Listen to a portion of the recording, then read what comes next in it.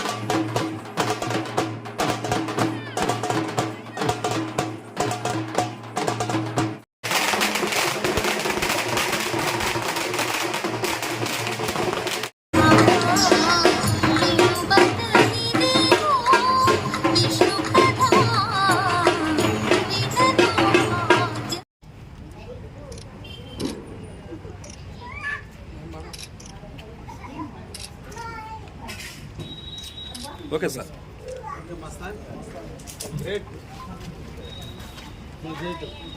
ప్రత్యేకంగా అప్రిషియేట్